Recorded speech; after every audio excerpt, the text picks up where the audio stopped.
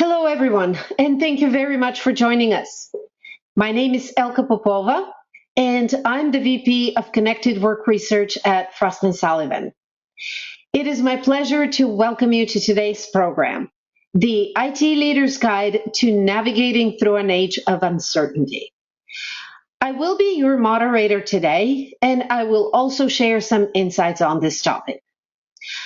Before we begin, I wanted to take a moment to introduce our distinguished panelists. I'm really fortunate to have with us Jamie Domenici, Chief Marketing Officer at GoTo, and Todd McCracken, President of the National Small Business Association. Thank you, Elka. It's really great to be here. I'm excited for the information we can impart and help small businesses move ahead. Me too. Yeah, thanks for having me. And I'm excited to share the stage with you, Todd, as I work now as GoTo as a CMO, but I've spent my whole career really thinking about and working for and with small businesses. So I'm excited to talk today. Okay, let us begin with our presentation. As you can see, the data on this slide show a pretty discouraging picture of global economic growth trends.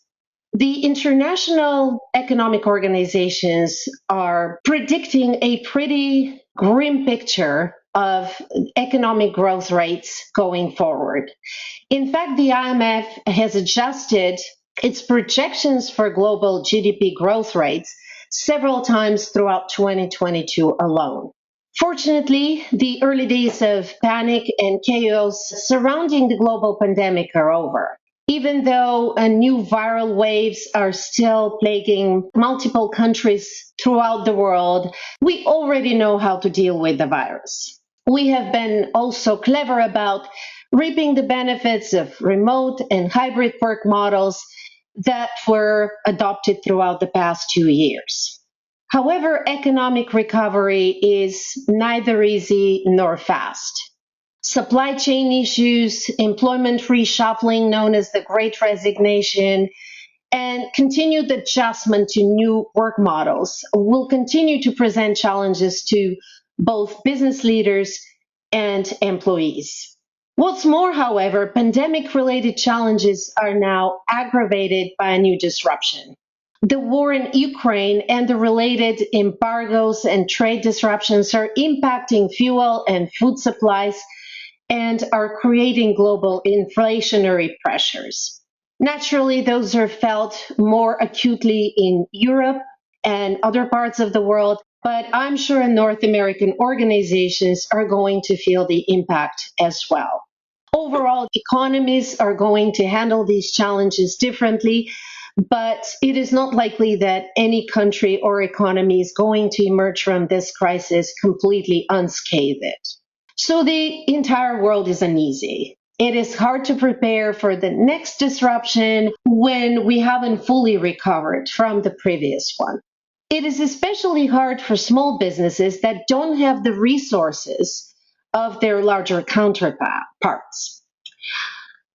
It is important to be prepared to weather the storm and continue to do business with confidence despite these adverse circumstances. Now, I'd like to turn to our panelists to share their perspectives on the business environment and how small businesses can address the challenges the macroeconomic climate is presenting for them. I'm going to turn to Todd McCracken first. Todd, the past couple of years taught us the value of flexibility and agility. Can you share some thoughts on how businesses and IT leaders in particular can prepare to face continued uncertainty and disruption? Sure. I mean, there are so many lessons in the last couple of years in the small business community. But one of the hallmarks of small business is the ability to pivot, to be agile. But the key thing that's hard to come by, though, is what to pivot to. What should the agility look like? And so the key thing I tell all of our members and small businesses is to stay connected to the world. I mean, what you really got to do is to be part of organizations, find out what's going on, talk to other business owners, find out what they're doing, how they're handling it. because there was so much pivoting and so many great ideas for what companies did. They didn't dream all those up themselves. They found out what other people were doing, and they saw where things were turning. They got ideas from everywhere they could get those ideas. And also staying connected that way is the thing that tells you whether this is a small temporary blip or whether we're making a long-term adjustment in our business models, because that's really critical for decision making, trying to figure out whether you need to hunker down and weather something or whether you need to make a real change in your business practices. So you're not going to be sitting in your office, sitting in your place of business and just sort of divining all of that. So you've really got to stay connected to the world. And I think people realize that. I think there's been a huge uptick in the desire of small companies to connect with other companies, to connect with the communities, and to find out what's happening in the world as a result of it. So I'd encourage that to really continue. Todd, you used one of the keywords that kind of defined business practices in the past couple of years: to pivot. We've all pivoted to remote and hybrid work models. Now, can you tell us, how can SMBs in particular set themselves up for success when it comes to new work models specifically? Well, yeah, we all pivoted so much that people should stop using the word pivot. So, yeah, there's been lots and lots of pivoting. I think it's what I just said. Really, in a way, you can't know what the future holds, but you can know a lot more about the environment by getting out into the world. And that's how you set yourself up for success. You also need to be confident in your decisions. Once you've decided where something is going and what you need to do, go do it and stop second guessing yourself. Because I feel like that holds a lot of small businesses back. They do something only halfway because they're not sure it's the right thing. They're worried it's not the right thing. But trust your instincts. I think that's why you're in business in the first place. It's why you're going to be successful, and just go make it happen. I love that. Trust your instincts. But is that enough? Jamie, what are your thoughts on how SMBs can set themselves up for success in view of new work models and this continued uncertainty? Yeah, I agree with Todd. You have to be nimble, and that's the strength of the SMB. I like it. I'm not going to use the word pivot anymore because there is no pivoting. If anything, I think what we've learned through all the things you mentioned, Elka, like through the pandemic to inflation to potential maybe recession, maybe not, depends on the day. What we've learned from the last 2 years is the new normal is there is no normal. And so my advice to all businesses, small and big, but especially small, like you have to be future proofing and thinking ahead. And I think thinking about how you set your business up to navigate things big or small is critical. And I agree with Todd, making decisions soon, fast, and being really thoughtful about it, but making decisions early are the companies that really can navigate those times best. And your question around, well, what about this new world? Now that it is different, you have a hybrid remote work world, what do you need to be thinking about? And one of the things I really think we've learned is people. You need to protect your people. Business continuity matters. You know how you keep your business going is people. You need your employees to be successful, no matter if they're home or in the office, right? Whatever your office may be. And two, you need to be able to connect with your customers. So making sure whether you're working from our living rooms or you're in your office or you're at the doctor, it doesn't matter. You have to be able to ensure you can connect with your customer. So really thinking about how do you keep that business continuity no matter what the world throws at you, because who knows what's next, is really the new normal and the way that we need people to think. Absolutely. And when we talk about adjusting to new circumstances, to new challenges, we usually talk about aligning three main constituents within any organization: people, processes, and technologies. We want to align them to create a solid foundation that enables long-term success. Now, Jamie, what are some best practices that you have seen among the SMBs that you work with? Great question. I mean, good old people, process, and technologies. In my 20 years of tech, like that's just never going to go away. And I think it's critical. So we learned from the pandemic, you now need to be able to have business continuity. Technology is critical for that. It's what's going to connect you, whether that's your business communication system, so you can do videos or have chat or make phone calls from anywhere, same as providing support. So you need to make sure as your employee picks up their laptop and now works from home, how are you going to make sure they're successful or troubleshoot? So I think about technology as a critical role, no matter what type of company you are going forward. And this is what we learned. So many people weren't ready for that in the pandemic. So you know what they did? Bought a bunch of technology. And let's just say technology is great, but it doesn't solve all of the problems. So my number one thought or advice is usually, or now companies who are on the other side with all that technology, is to go back and rethink it and bring back people, process, and technology. You have to think about it as a three-legged stool. And if one of those legs is too short, it's going to break.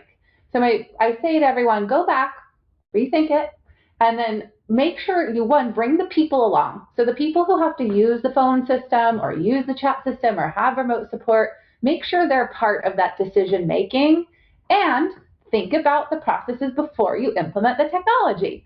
So I always say work with companies or vendors that have a customer support team or who will help you navigate it, because similar to talking to your peers, as Todd said, like learn from other people what they've done and bring those best practices in your company. And three, get tech that works.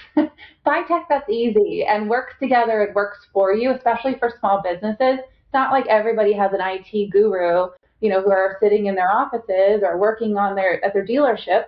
So looking for technology that's made for you, that's made simple, is really important as you think about rolling anything out going forward.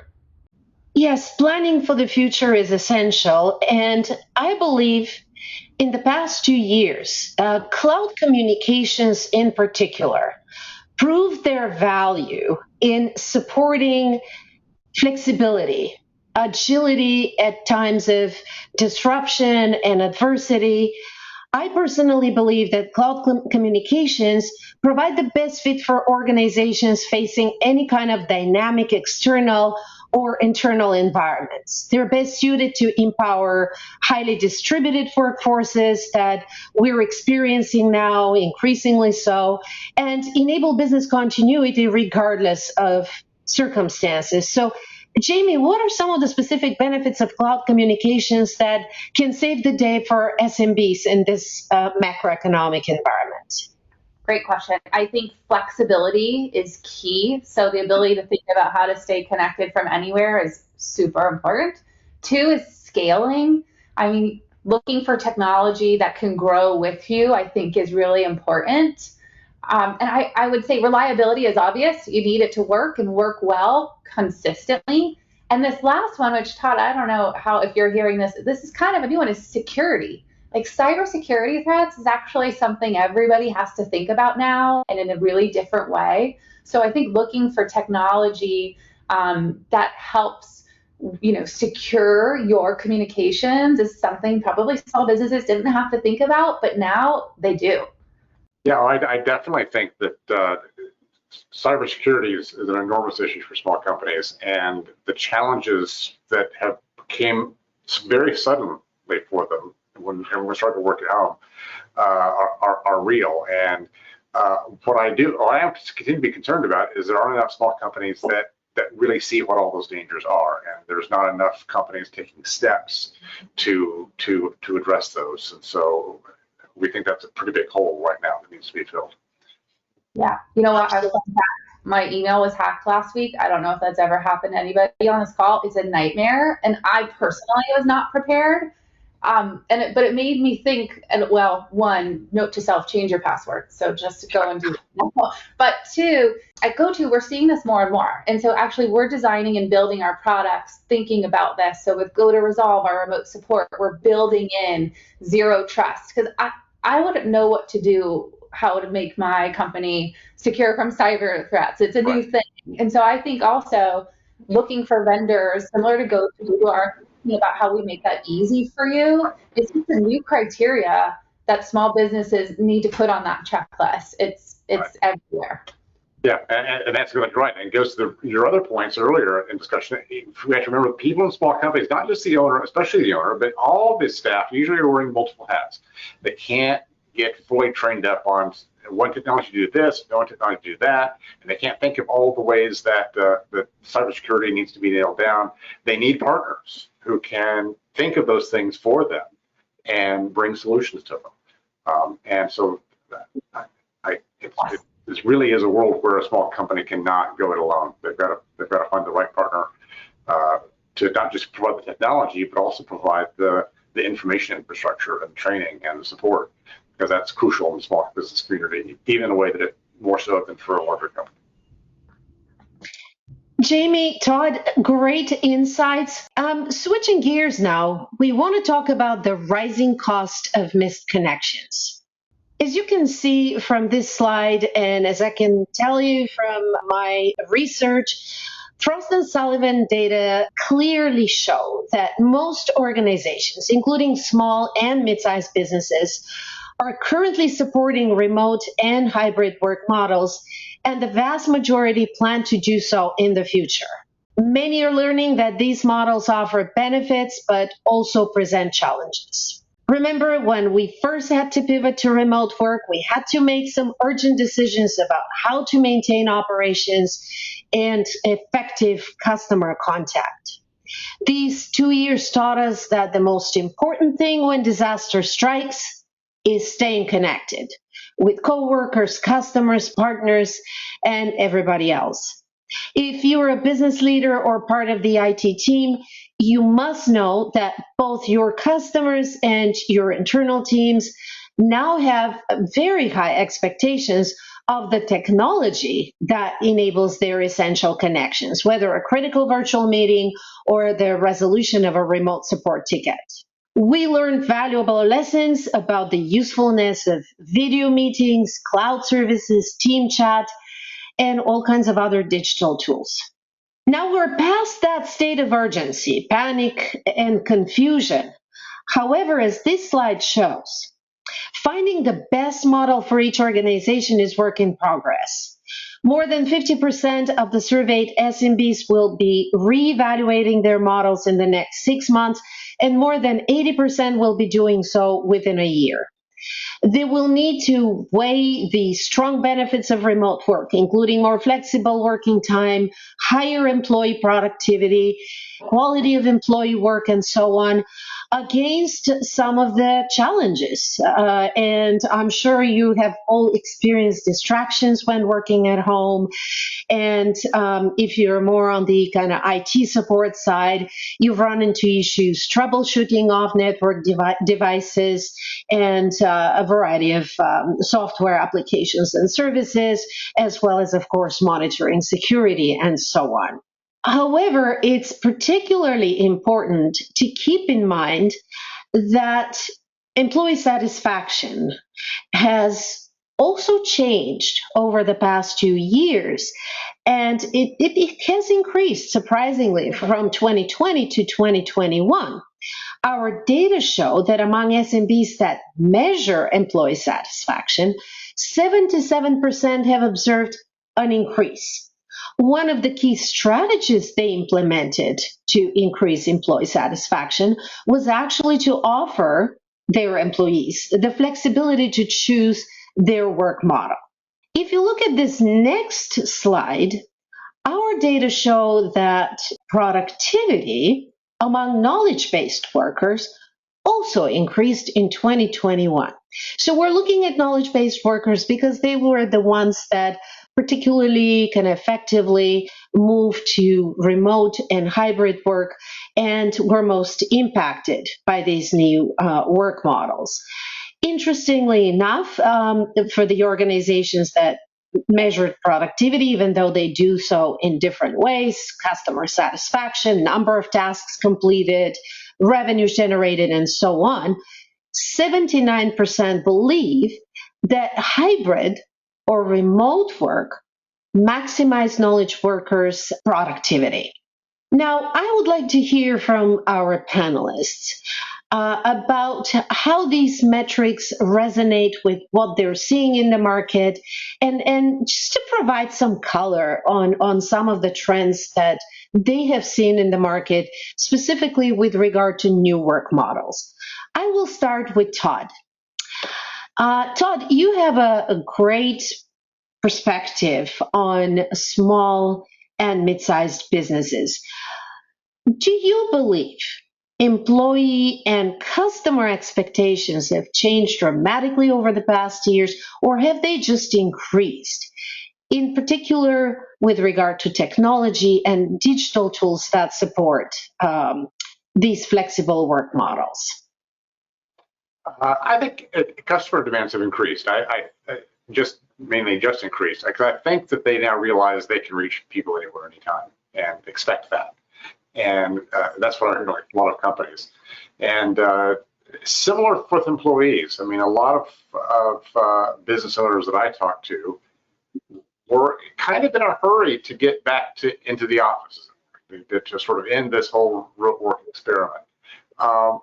But at the same time, they have found, interestingly, just what you have discovered, that in fact, they haven't seen a decline in productivity. I mean, they might have seen an increase in productivity, and they have employees who want to keep the model. So it is a very interesting dynamic in that most companies that I talk to have done very well with their remote or hybrid work model. But the business owners themselves still have this ongoing anxiety about whether it can be maintained for the long term. How do you onboard new people? As the business changes and transitions, are we going to lose some of that mojo? There are these lingering concerns that the business owners have about the sustainability of it. Yet it continues to roll on, and most of the positive statistics that you rolled out, I think, are borne out by the anecdotes that I hear from real businesses. Very good thoughts. And Jamie, how does that resonate with what you're seeing? I've seen the same exact thing. Employees now want flexible work. 60% don't want to go back to work. Put me in that bucket. I don't want to commute an hour. I wanted to work remote so bad. My company's in Boston and I'm in San Francisco. So, like this is critical. I think employers have to be thinking about that. And two, as you said, customers now expect even more. They're like, hey, I can stay from my living room, but I expect to have the same experience, if not better, with your company. So I think the reality is that now how you connect with your employees and customers is kind of a differentiation. So if you are going to stay old school and you think, well, if you have to come into the office or it's not going to work, or you're not going to adapt to your customer needs, I think that's going to be something that holds companies back. So thinking about how you lean into that, how you create that flexible work environment, and how you think about connecting to your customers, I think small businesses in particular can use that as a differentiation because they're so nimble. Like, think about how you prioritize those things. That could be a huge differentiation for you in the future. So, Jamie, do you think now we have like a clearer definition of what it takes to succeed? I mean, especially in this new environment of flexible work, and just the new requirement for every organization to be more flexible in all kinds of different ways, not just the work models, but to react quickly to external events and internal kind of reorg and changes that happen within organizations. Yeah, I mean, we'll always got to be ready. Never know what's going to happen next. but I think, well, let's be honest. What's the number one objective to make a business successful? It is revenue. It's just keeping your business going, whether good times or bad times. But I think what the pandemic taught us is, well, what's going to drive that revenue is the people. And I can't stress that enough. It's the people, your customers and your employees. And thinking about, I think the companies that are surviving are the ones that reacted quickly, made decisions, and thought about how to keep that business continuity going. And as we just said, now how are they going to use that as a differentiation? Because it's not going away. So how do you lean into it and make those connections even better, even stronger? How do you invest in them? I think that is the new element that is critical for businesses' success and continuity. Todd, again, you work so much with small businesses. Have you seen any best practices that you can turn into kind of recommendations for the rest of the SMB community in terms of how to adjust, how to adapt quickly, how to respond to changing and dynamic macroeconomic and more industry Yeah. specific circumstances. The best practice that I've seen, it comes back to their employees. I mean, yeah, we've got to stay connected to our customers, obviously, but the most successful companies I've seen during this period of transition are the ones who found different ways to stay connected on a regular basis with their employees and figure out what they need, how they're working, how they can be supported, to understand their needs. And to see how they can be met, because you can't just count on walking down the hall anymore and chatting with people. You've got to make a concerted effort to connect in a different way, in a regular way with people.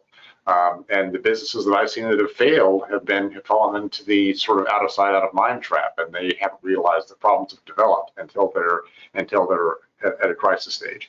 So I think it's the sort of the proactive business owners who've wanted to see really how this is working for the people who work for them are the ones who've been most successful.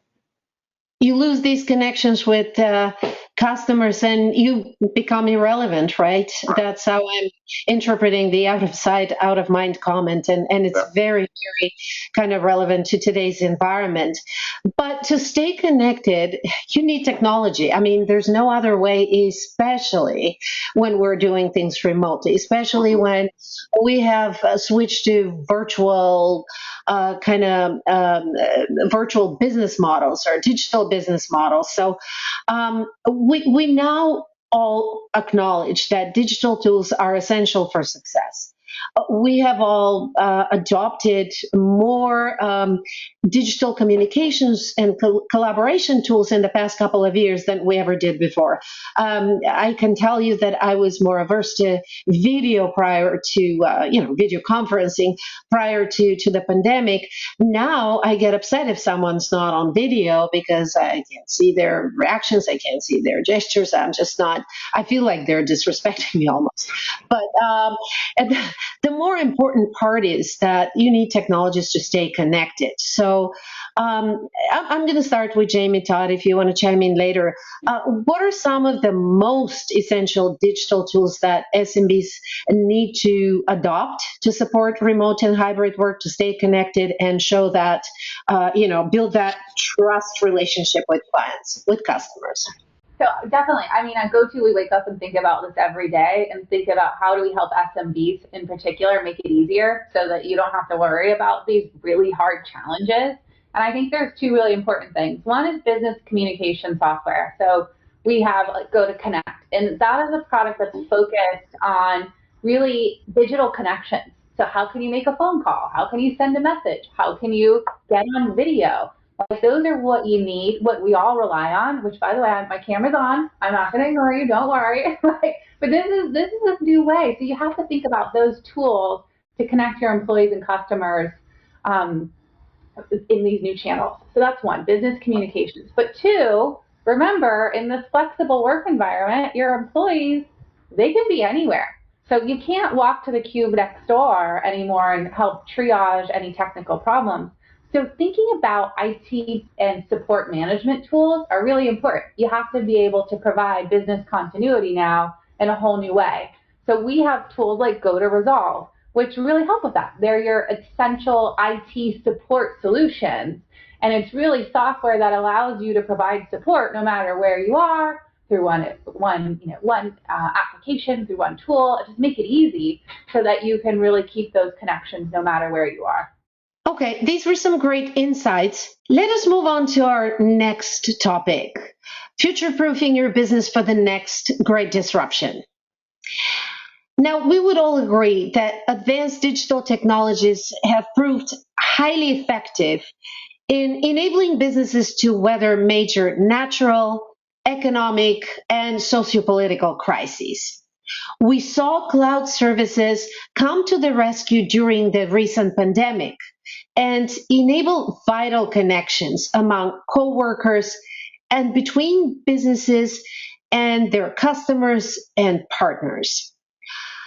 However, many organizations are burdened with disparate or poorly integrated technologies.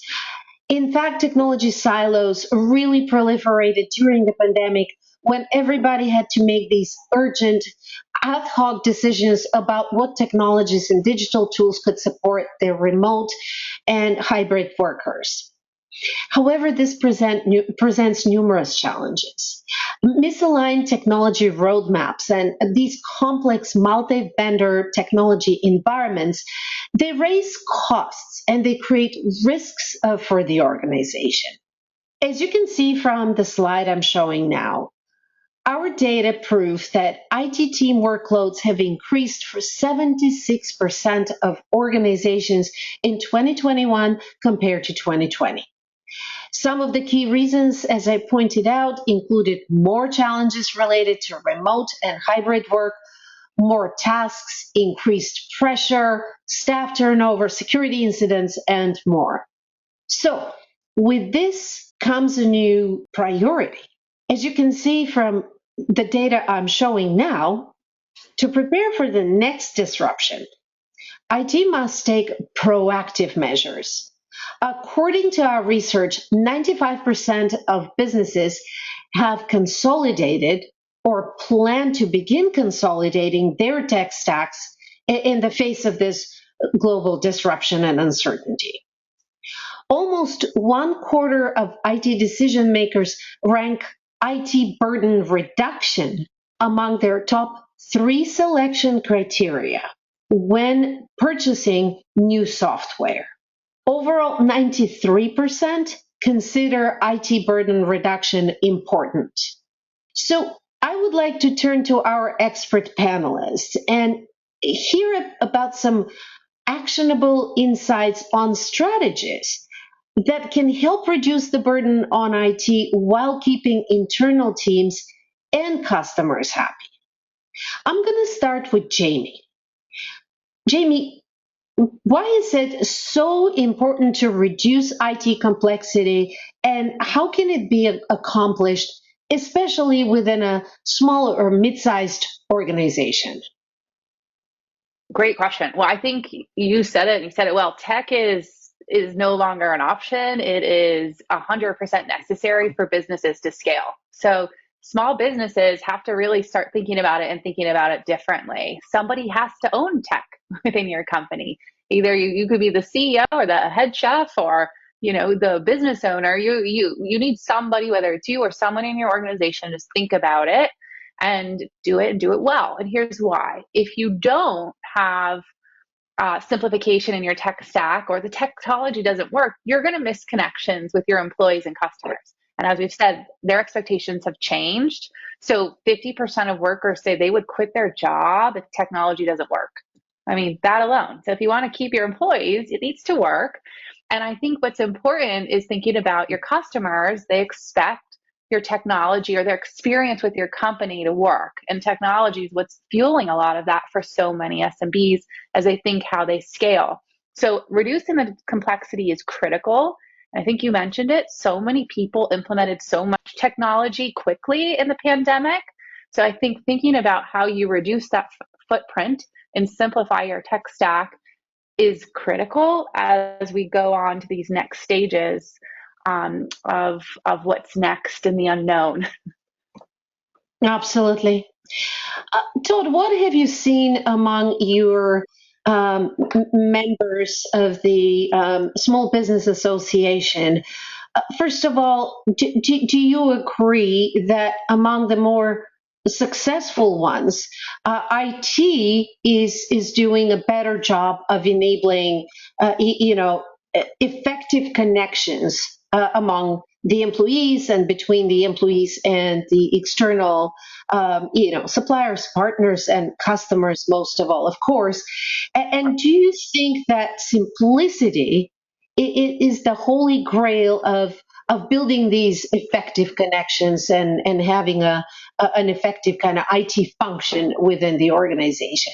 I really do. I think obviously the technology is indispensable. There's just that's just the starting place. But where I think the challenge is for so many small companies is maximally educating their staff on how to use it and depending on what you're doing, your customers to use it. And that's why the simplicity that Jamie talked about is so critical, because you're going to have employees, staff, and customers who are all over the map in terms of their technological sophistication. And you've got to find something that can work across the board and to be simple and to be effective for folks. I add one other thing to this piece. The small company really needs to be very self-aware about what kind of company they are. That is, are they a stable existing company that isn't likely to see huge growth spurts, or are they a fast-growing company that needs technology to grow with them? Because that will definitely affect your choices. Because what adds complexity is maybe buying a simple system today and then having to replace it with something different in a year, or even sooner, because you're growing too fast. You've outgrown those needs. So to find something that you can get comfortable with and stay with for a bit as you grow is really crucial as well. That's a very good point, and I'm going to bring in Jamie about how this needs to be done within the organization, because you're absolutely correct. You may be rationalizing and consolidating your existing communication stack or overall kind of digital tools arsenal, but in the future, you may need more, more digital tools, different solutions to kind of address the changing needs of your organization. So, Jamie, how do you do it? How do you stay prepared for the future? Yeah, I mean, great question. I couldn't agree more. Being flexible, thinking about technology that can grow with you, being smart is all really important. Some of the things we suggest is one, work with one vendor where you can. So build up a relationship with a vendor, and typically a vendor is going to make software that works together. So you don't have to worry as much about the integrations. So really be selective about the vendors that you work with. Two is don't over implement. I think you said, I think like 95% of small businesses right now are reevaluating their tech stack because during the pandemic, they implemented so much technology. Like a car dealership we worked with in Utah, they implemented 7 systems, all just to solve their voice communications. So they're realizing, well, one, that's not that efficient. And 2, it's costly. And 3, they don't all work together.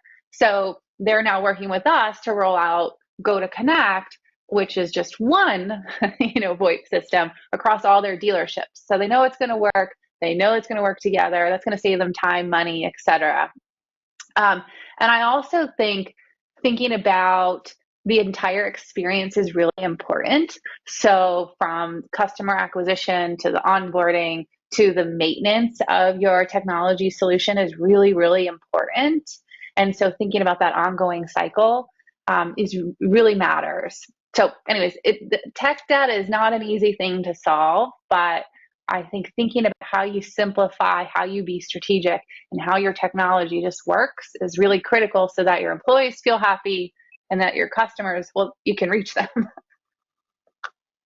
Absolutely. Todd, anything you want to add about what the SMBs are thinking or doing about the IT tool set right now? Like, are they talking about rationalizing, consolidating the IT tool set?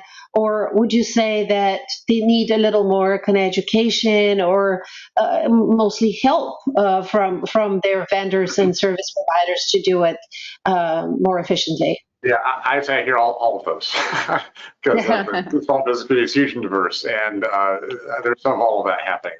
But certainly everyone is in an evaluative stage. I think that is very safe to say right now. And thinking about whether what they have is the right thing for their company, but also trying to explore the universe to figure out what's available to them, because that's the other thing that a small business has to explore is they don't always know what they don't know. They don't know what might be the perfect solution for their business if they don't even know it exists, and how can they get out there. So that's a theme I harp on all the time: is stay connected to the world. Ask other people in business what they're doing, whether they're competitors or not. Find out what's working for them. Talk to customers about what other kind of companies they use are doing. Because sometimes these solutions don't just sort of appear out of thin air. You've got to go find them. Absolutely. You don't know what you don't know. Isn't that true of all of us? To close out our webinar today, let's talk about how you can prepare your business for a future of success. In other words, how to adapt with purpose. The most important enabler of business success in times of prosperity and adversity alike is a solid digital foundation. However, you must choose the right tools for your organization. You must also consider consolidating your existing and future technologies to reduce costs and complexity and to optimize your IT management. Now, as you can see from the slide I'm showing on the screen, Frost and Sullivan data show that more than 1/4 of organizations are upgrading or changing their digital tools in 2022, specifically to consolidate their digital infrastructure. Only 16% do not consider IT consolidation an important initiative. In fact, 28% have already completed a process of consolidation, 45% have consolidation initiatives in progress, and another 22% are planning on it in 2022. That is a total of 95%.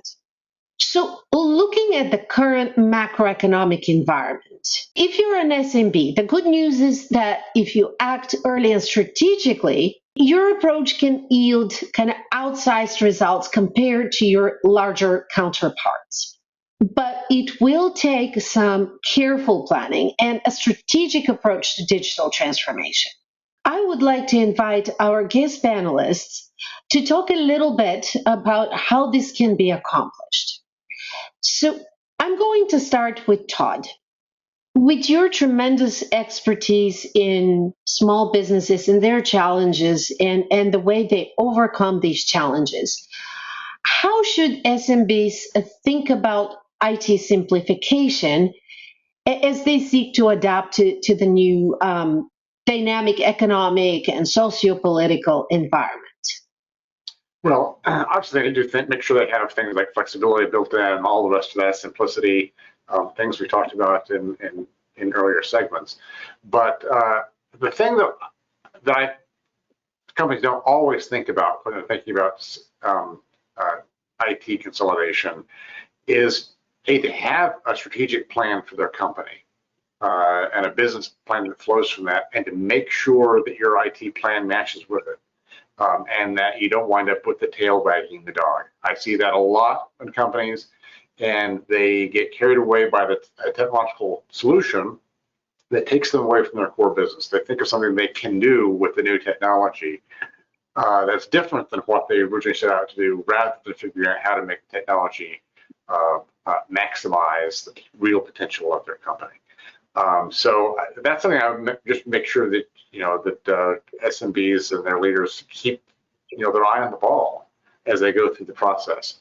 But absolutely, consolidating, moving to a single vendor where you can, making sure that all the component pieces of your IT strategy work together as seamlessly as possible and are simple, and that you have an educational plan in place for your customers, but most importantly for your staff, so they can maximize the ability to use it. I see time and again small companies that put a great technology in place and don't get the right training and support for the staff to use it to a maximum extent. And that's just so crucial.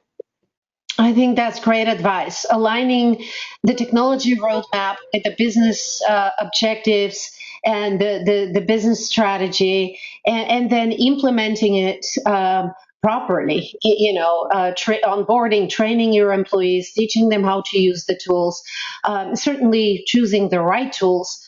This is great practical advice. Jamie, what have you seen? Like, what do you think works best? I think, just to comment on what Todd said and hit it even more, like, don't wait for a pandemic to think about IT. Right. Put you in a bad place. We have so many customers who had to react because of they weren't proactively thinking about it. And then what happened was, this legal firm we worked with, they implemented 4 systems. They didn't work together. They weren't reliable. They weren't secure.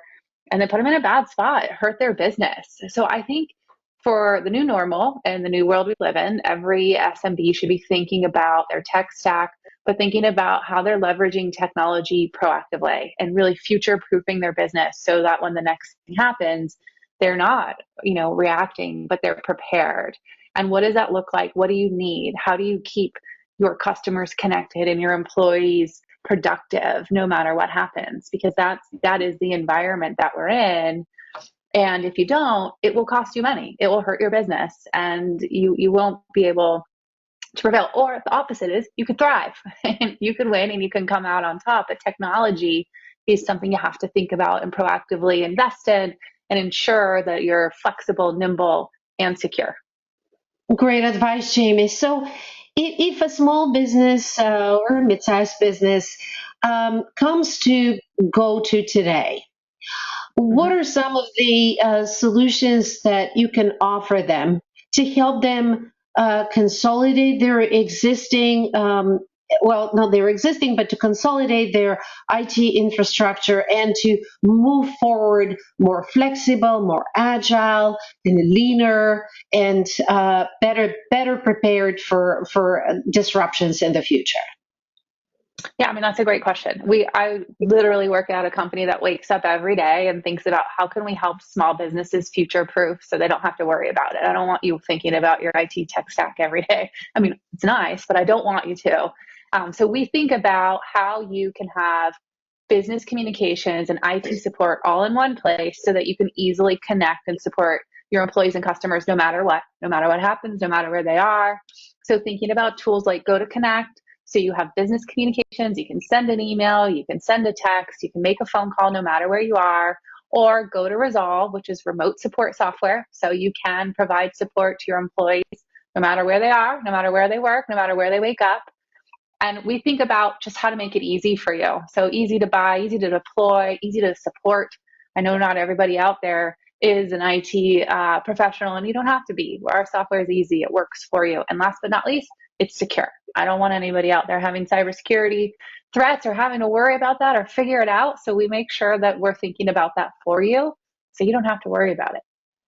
Awesome. Todd, you already talked about some of the pitfalls to avoid. You provided some recommendations about how SMBs should be thinking about their technology roadmap. But do you have any kind of specific recommendations about the criteria they should apply when selecting their technology vendors? Like what kind of companies, not naming them, of course, but what type of vendors or service providers they should be evaluating as they adapt with purpose and prepare for the future? Well, if you're a small company, you need to find a company that is focused on small companies. So often there are lots of companies that provide services mainly to larger companies, but will also sell to small businesses. And what we find again and again is those companies don't provide the right kind of support and insight that a small business needs to utilize their services. They're simply not focused on the small business marketplace. So that's one place I would start, is to make sure that the companies you're talking to really are focused on serving small businesses, because that's a crucial key to making sure that if things actually work for you. And then beyond that, I think it is to keep focused like a laser on simplicity. That's something we talked about in other segments and in this one, and it is so crucial to make sure that what you're doing is as simple as that can be, while being, of course, being effective and doing what you need to do. But simplicity is key, and making sure that you have small business support are the two things I would definitely recommend. Great recommendations. So, Jamie and Todd, thank you very much for your great insights. We really appreciated your time with us today. And also thank you to our audience for spending time with us. If you would like to learn more about GoTo, you can find them on the web at goto.com. Thank you, Ilka, for moderating. And Todd, it's been great connecting with you. Yeah, thanks a lot, Jamie and Alec. I really had a good time and hopefully shared some good information. See you next time.